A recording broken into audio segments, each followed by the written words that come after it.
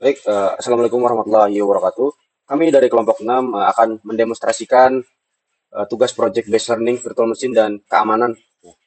Nah, untuk penugasannya itu diminta untuk membuat video demonstrasi komprehensif mengenai topik virtual machine dan keamanan sistem operasi yang mencakup proses instalasi manajemen sistem, konfigurasi jaringan, serta pengamanan melalui firewall. Nah, tugas ini dikerjakan kami kelompok 6 dengan pembagian tugasnya sebagai berikut. Untuk poin 1 instalasi software dan virtualisasi itu dan poin 2 instalasi sistem operasi Linux akan dijelaskan oleh Saudara Luhung Setio Pambudi. Lalu untuk poin ketiga manajemen penggunaan do group itu akan dijelaskan oleh Saudara Nurendra Bagaskara. Lalu untuk poin 4 penggunaan snapshot dan restore, dan poin 5 konfigurasi jaringan mesin virtual itu akan dijelaskan oleh Saudara Muhammad Iqbal Tesani Putra. Lalu untuk poin ke-6 firewall dan aturan akses akan dijelaskan oleh saya sendiri Muhammad Ragil. Oke, baik, kita langsung saja ke langkah-langkahnya. Baik, Assalamualaikum warahmatullahi wabarakatuh. Saya Luhung Setia Pambudi akan menjelaskan step pertama dari tugas minggu 14, yaitu yang pertama adalah instalasi virtual machine. Untuk yang kami gunakan adalah VirtualBox. Jadi pertama yang harus kita lakukan adalah mengunjungi website virtualbox.org wiki download. Kemudian kita ke menu download. Setelah itu kita pilih yang sesuai dengan OS kita, karena saya menggunakan Windows maka kita pilih Windows. Nah, kita taruh di misal di ini ya, di folder D, kita save aja. Nah, kebetulan karena saya sudah selesai mendownload, jadi ini kita silang aja. Sekarang untuk instalasinya kita menuju ke folder D tadi. Nah, ini kita buka, kita yes saja. Kita next, I accept, next. Lokasinya di C program VirtualBox, next. Yes saja, next. Start. Setelah itu kita tunggu sampai instalasinya selesai. Finish saja.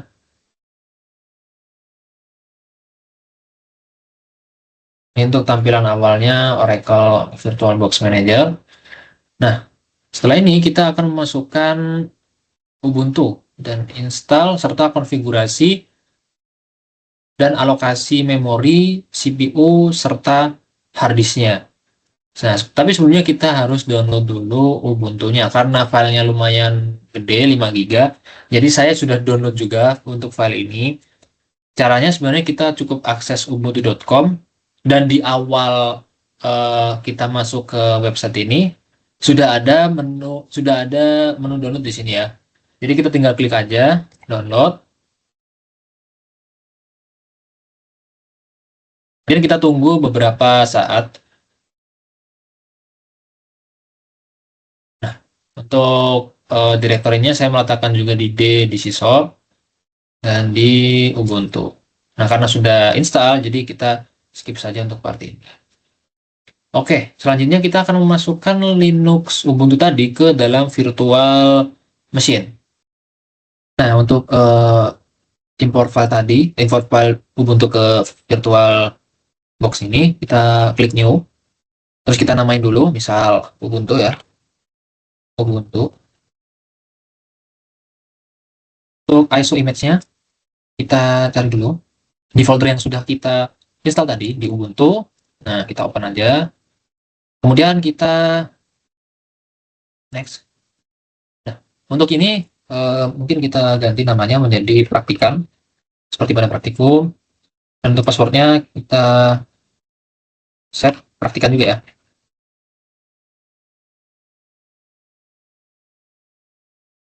Next. Nah, ini untuk alokasi memori. Karena saya menggunakan device dengan RAM 8 GB, jadi memorinya kita set di 2 GB saja. Kemudian untuk prosesor, saya setnya di 2. Karena semakin banyak juga dia akan memakan semakin banyak CPU dari device saya. Kebetulan device saya device kentang, jadi saya setting di CPU yang rendah. Next. Kemudian untuk disk size, ini bisa disesuaikan dengan kebutuhan. Karena disk size saya tinggal sedikit, jadi saya setting saja di 25 GB.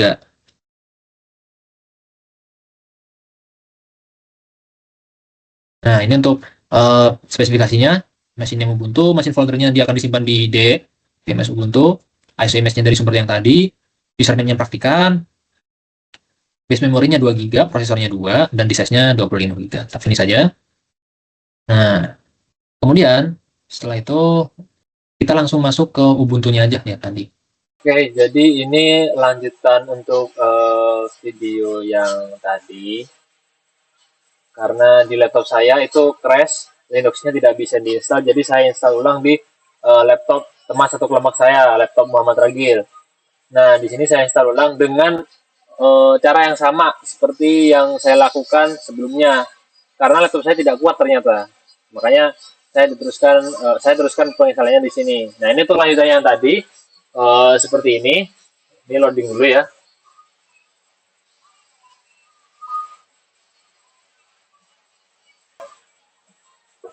Terus kemudian kalau sudah selesai, nanti tampilannya akan seperti ini. Nah, seperti ini.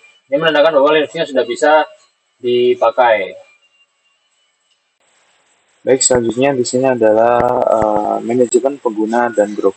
Nah, untuk membuat usernya kita bisa tuliskan sudo add user new bagas atau nama usernya.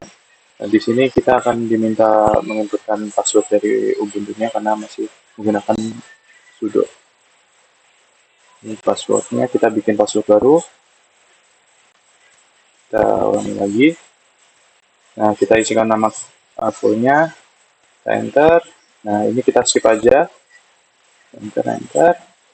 Oke, lanjut. Kita bikin user selanjutnya. Oke, password. Full name, Muhammad Ragil. Oke.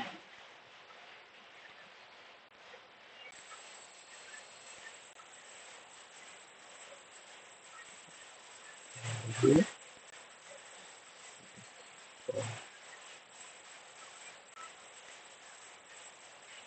Kemudian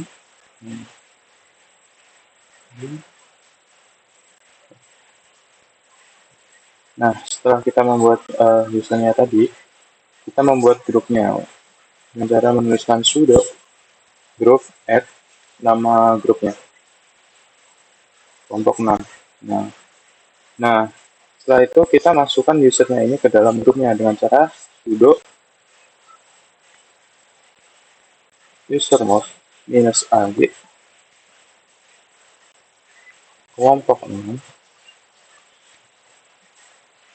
new bagas. Nah, oke, seperti ini. Kita masukkan yang lainnya.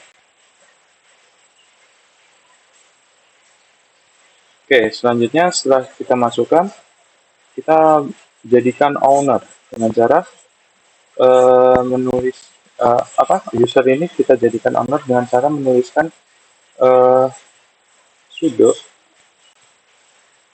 chown new bagas titik 2 kelompok ini /home/new bagas. Nah, seperti ini untuk user bagas menjadi owner. Kemudian kita lanjutkan untuk user lain.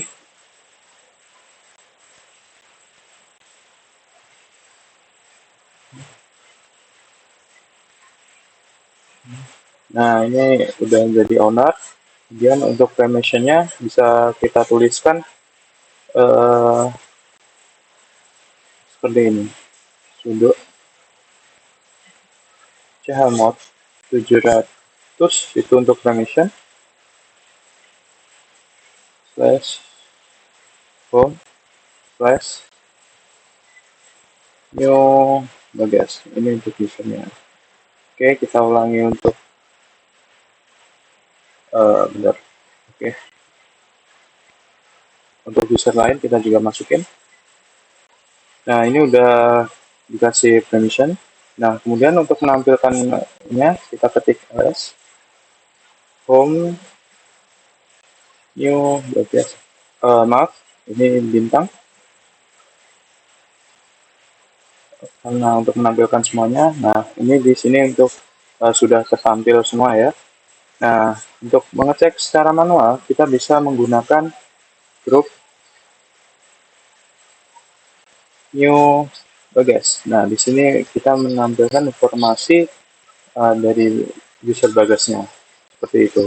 Selanjutnya adalah snapshot dan restore. Nah, di sini sendiri kita akan membuat sebuah file bernama file1.txt. Di sini berguna untuk implementasi daripada si snapshot tersebut. Nah, coba kalian lihat di sini ls bisa dilihat bahwa file1.txt sudah ter.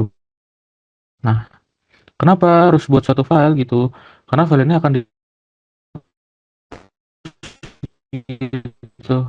Nah, sebelumnya kalian bisa langsung ke setting ke file manager gitu, file manager virtual manager, kalian setting ke snapshot, kalian buat baru aja. Sini kalian buat baru bernama snapshot 1 gitu ya. Misalnya. Oke. Nah, udah terbuat. Kalian coba delete file 1.txt-nya. Di sini aku hapus, sini aku masukin trash saja. Lalu kita emptyin aja, kita hapus. Oke. ls lagi, hilang ya kan. Nah, sekarang tujuan kita adalah mengembalikan VM kita ke semula gitu, di mana file1.txt masih ada. Caranya dengan mana? Caranya dengan restore snapshot yang tadi udah kita buat sebelumnya, di mana yang kita buat sebelum saat ada masih ada file1.txt ya. Oke, kita tutup aja di sini. Kita buka snapshot 1, di sini kita restore aja. Oke, kita restore, kita nggak usah lah buat snapshot yang sekarang, buat apa? Karena kan kita mau yang terakhir kali kita snapshot ini. Oke, kita start aja langsung. Start ini lumayan lama lah. Mulai ya kan. Oke. Nah, bisa lihat tuh file 1.txt-nya kembali lagi. Inilah fungsi daripada snapshot, yaitu untuk menaruh sebuah checkpoint gitu. Oke, selanjutnya adalah konfigurasi jaringan pada virtual machine. Nah, untuk cek jaringan kita buka Firefox dulu untuk cek apakah si virtual machine kita ini udah terhubung atau belum. Nah, kita coba search Telkom University.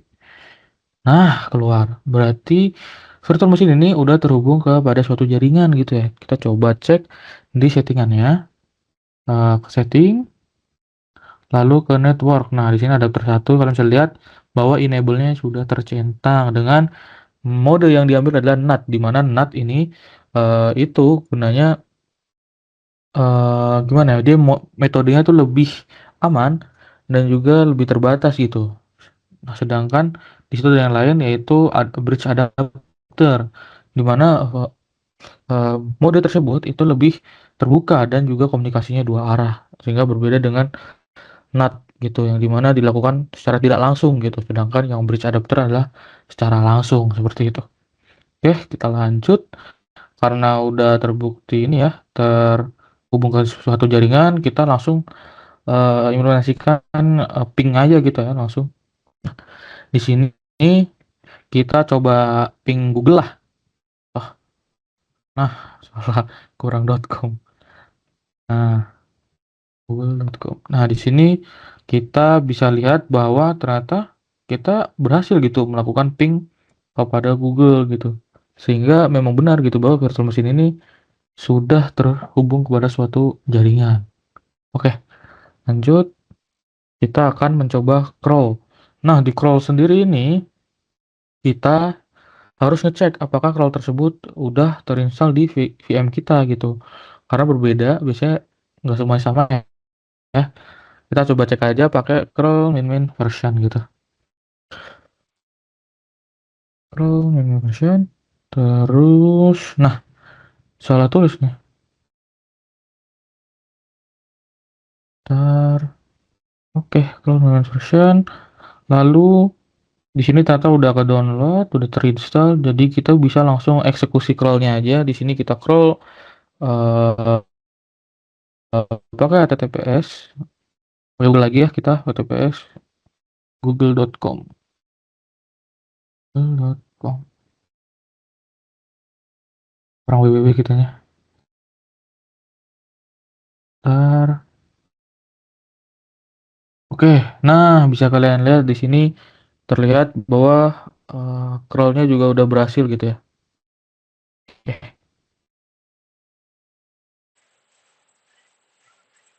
Oke, selanjutnya kita akan membahas firewall dan aturan akses.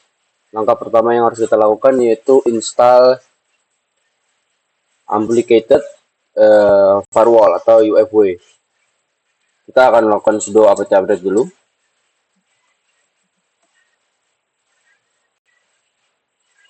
Lalu kita install UFW.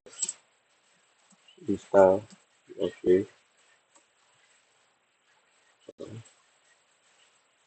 Oke, setelah diinstal kita akan membuat aturan akses untuk SSH atau port 22. Kita sudo UFW allow 22. Oke, aturan sudah dibuat. Sekarang kita akan memblokir HTTP atau port 80.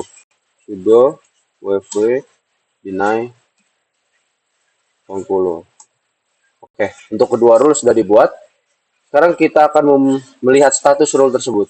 Sudo UFW status.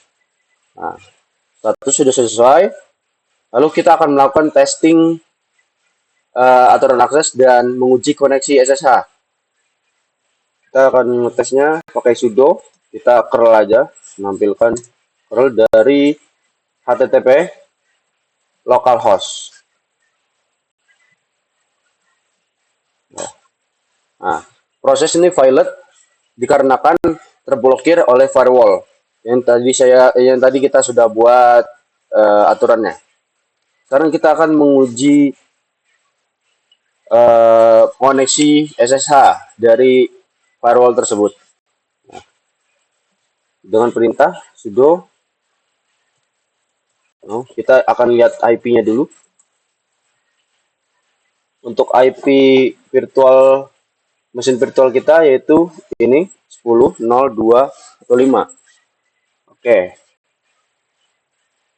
Sekarang kita lakukan SSH, sudo SSH Ubuntu